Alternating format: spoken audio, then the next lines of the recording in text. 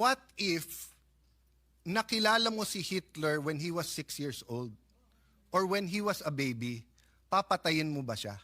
Ang hirap sagutin nun. Vote for the motion of Senator Marcoleta.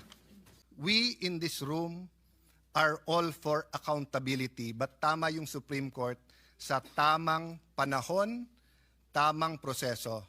Jeremiah 29:11 tells us, "For I know the plans I have for you, plans to prosper you and not to harm you, plans to give you hope in a future." Plano ng Diyos, pagpalain tayo. Pero plano ng Diyos, durugin tayo. So, I remember this episode, I think it was in Twilight Zone, and it was also many, many times portrayed on television.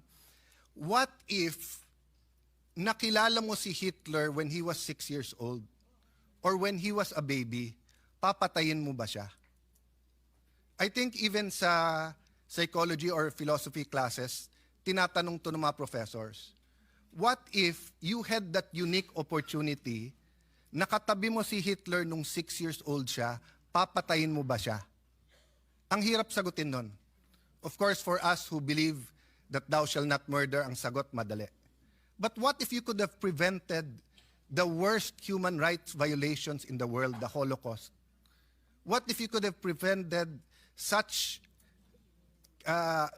fire of fascism that it actually swept? Kung hindi ako nagkakamali, nag-Time Magazine of the Year pa si Hitler. I wonder what our answer is. But I know my answer here today. If you kill Hitler when you are 6 years old, if you justify the ends by the means, you will create more Hitlers. So if the Vice President is guilty, dapat po siya ay i-impeach. Pero sa tamang panahon at tamang proseso. Nagsalita ng Korte Suprema na mali ang proseso, mali ang panahon.